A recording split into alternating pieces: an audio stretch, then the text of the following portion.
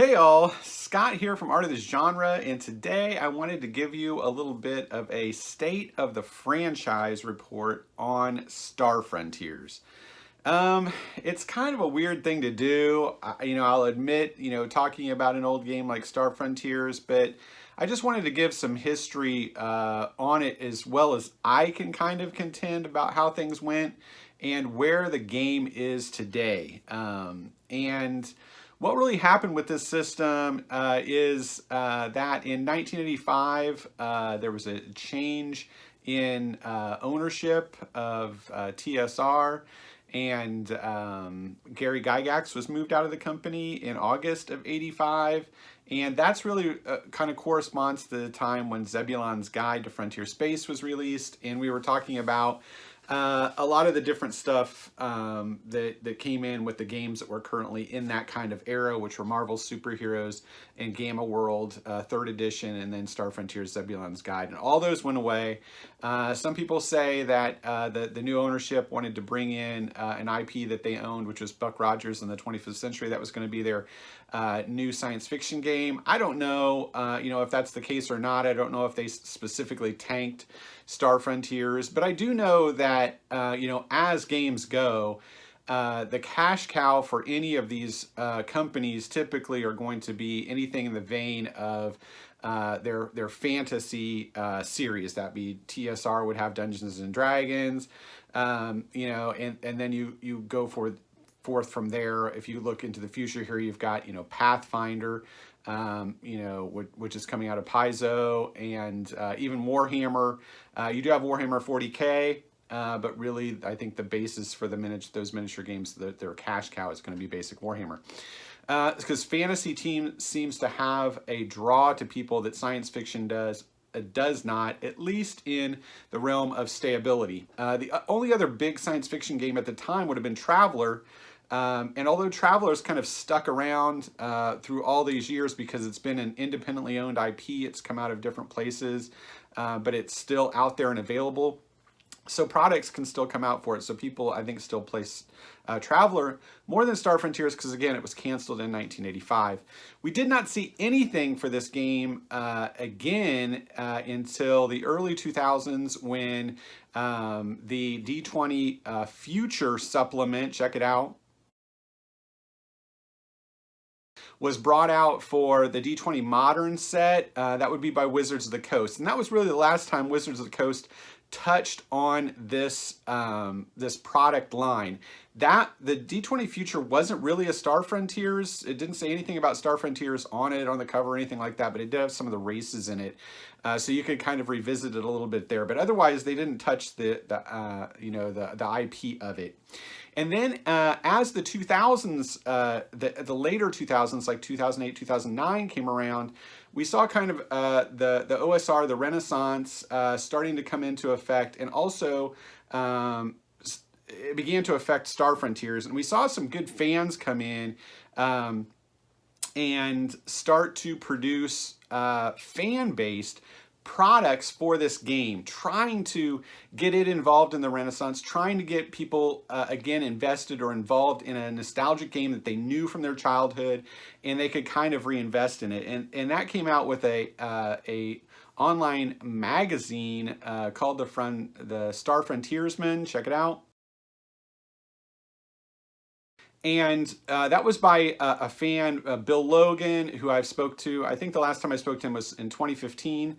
And then Larry Moore took it over from him. And then Tom Stevens was also involved in that as well. They brought out these products and started to try to, initiate a fervor around the IP or get fans back invested in it. And it's a hard thing to do as a fan. It's a hard thing to do as a designer, to know that you're going in and producing something that is someone else's IP and you have no claimable rights to it, nor can you make anything off of it. And I understand that fan product is fan product. We want it. We're going to produce it. We're not looking for any money of it. But that can only sustain you a certain length of time when you feel like you're throwing yourself against this IP wall and you're not getting any return for it. So, Bill kind of fell by the wayside. I think Larry did as well.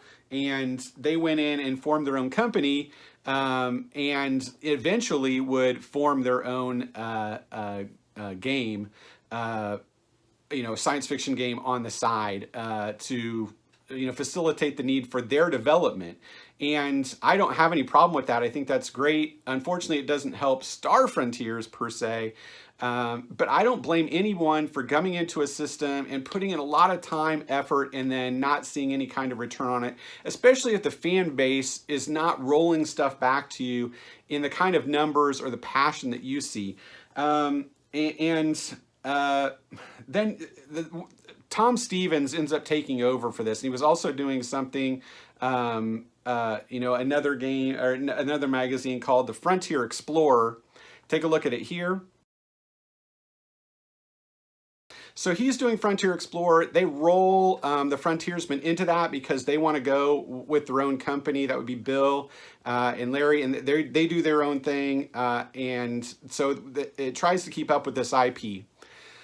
Unfortunately, another company came in and it kind of got wind of some things that had to do with trademarking and stuff like that. And I will say that I was also involved in something like that as well, kind of on the back end. I came in late, not when everything was going on, but when the new TSR came into existence, that was because Jason Elliott had found out that the trademark on TSR had gone away, like it had lapsed. So he could get TSR because Wizards of the Coast and Hasbro were no longer using it. He acquired it, filed for it, and then began making Gygax magazine. With the Gygax brothers, and so that kind of rolled out from there.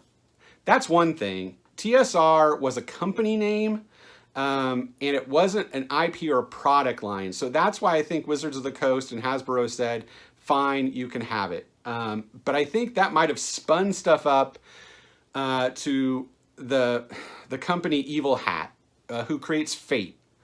And they came in and saw that the Star Frontiers trademark might have lapsed, and they decided in 2017 that they were going to try to get that IP. Now, I'm going to put this in terms that hopefully make sense. So let's say that there's a kingdom, okay, and there's a king and a castle and the nobles that are there, and they've got a lot of different king's forests outside the castle. One of them is Dungeons and Dragons, and then they've got various, and then one that the king doesn't care about, doesn't use, doesn't want anything to do with it because there's really not a lot of game there or anything else, is in the Star Frontiers forest. And so they don't really pay much attention to it. And then finally somebody comes into the king and says, hey, king, there's some people out there, some of your peasants are out there, they've gone into the Star Frontiers forest and they're hunting it. The king says, well, I don't hunt it anyway. Are they selling anything from it or anything? And either are they taking stuff out and selling hides or anything? No, they just want to feed on the stuff there. They're hungry. That's fine. I don't really care. Let them do what they want to do. I don't use the Star Frontiers forest anyway. Fine. Then years later, another, sub-baron or somebody comes into the kingdom and says, look, nobody's using that Star Frontiers forest. I'm just going to claim it for my own.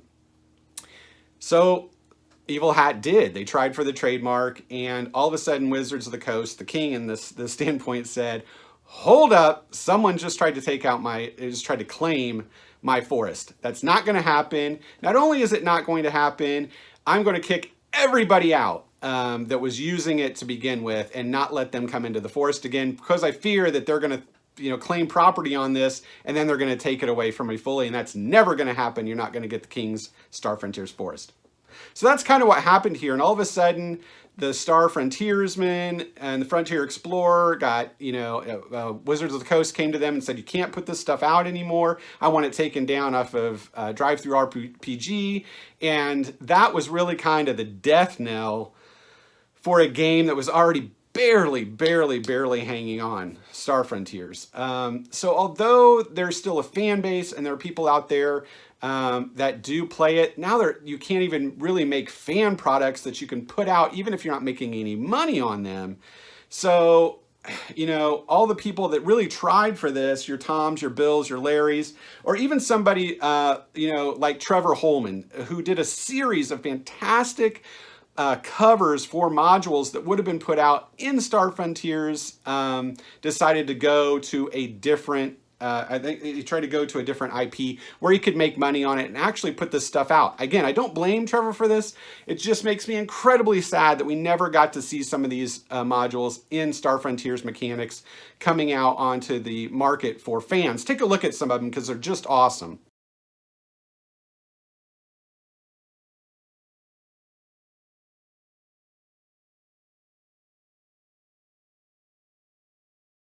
So, there you have it. That's where we are today in 2021. 1 year removed from the 40th anniversary of TSR's release of Star Frontiers 1982. And the fans can't do anything with the IP. Wizards of the Coast won't do anything with the IP. I've gone to Wizards of the Coast starting in 2015, asking on a year-to-year basis, will you allow this IP to go into, the original game license and allow people to put out stuff for it? No. Other people have gone in. I know a lot of game designers that have tried this same thing. They've asked, they've been rebuffed. You cannot do anything with this IP. I don't know why they don't want the IP messed with. And I certainly understand why they're not producing anything for it, because it's a dead game, because nobody plays it. The mechanics of it are 40 years old or 35 years old in the case of Zebulon's or it's just, so I get it. They're, corporations like Wizards of the Coast or specifically Hasbro are looking for the cash cow, something that makes them money. This game is not going to make them money. It could make a little bit of money for somebody who owned a license to it. And certainly I think if you put a Kickstarter out there that, relaunched it in some way, I think it would get hundreds of thousands of dollars just from the nostalgia or just for people seeing this game out there again. I think that's why Evil Hat probably tried to do this, or a lot of other smaller companies tried to get this IP, even myself. It wasn't to make money necessarily, but it was just to try to get things that were promised in this game out, because I think Star Frontiers deserves it. So after that long diatribe on the state of the union concerning Star Frontiers, the only really thing that can save this game is if people play it. They don't play the Savage Worlds, edition that they've created of it. They don't play Traveler and take the races out of it and put them in a Traveler system. It has to be Star Frontiers. Stuff has to be ordered off of DriveThruRPG or something where you're printing new copies of this, and you can make a fan base that is active enough to get a company's attention. Then products will come out. That's my belief, but I don't know if you can find enough game masters interested in Star Frontiers to start it. The only way we can do that as a fan base is to organize.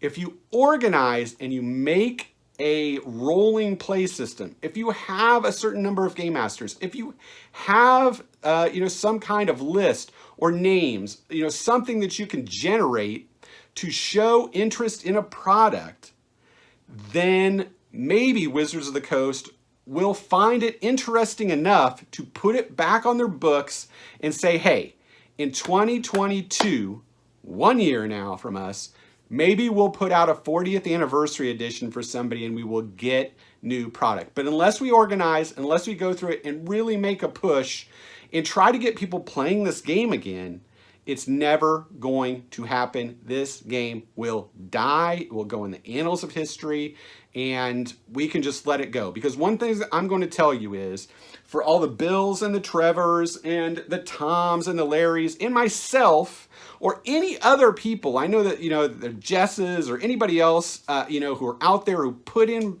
a lot of time and effort on this, we can only do it so long before we have to move on to something else. Even as a fan base, we can put out a couple products, you can put out stuff that you can hand out, do whatever, online, email, just giving stuff away, but it takes a lot out of you to do that. Especially when you know that there's really no return on it and the fan base just continues to dwindle the more you work at it. And I think that's what a lot of these guys, that's happened with them, and that's why they've moved on to other profitable, growing things, which I absolutely understand. But if we do want to have a chance, people, to save Star Frontiers, I make a plea to you. Post here.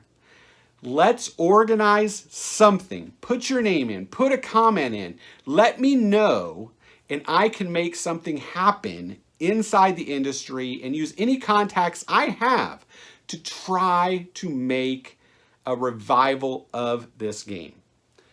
I'll see what happens. Maybe it'll be 3 people that want this game revived, and we can just say, let it rest. Let it go away. You can talk about how it was in the old days and how much you liked it and how you played one adventure and it was fun. And it was the first science fiction game that ever introduced you to this genre, but it's gone now. And I'll let it go. I will. But if that's not the case, if there are enough people that can come in and say, look, I want to see if we can change something. If we can make a company like Wizards of the Coast just take note of an IP that they own that would be very easy for them to just throw a bone to. Let's see if we can do it. Let's see how many people out there want Star Frontiers to survive. That is what I put to you today, and I hope you'll get back to me here and let me know if you think the same thing. Not the case? Oh well, hey, gave it a shot. Anyway, no matter what you're playing right now, as always, here from Art of the Genre, it's Scott, and I want to tell you, great gaming.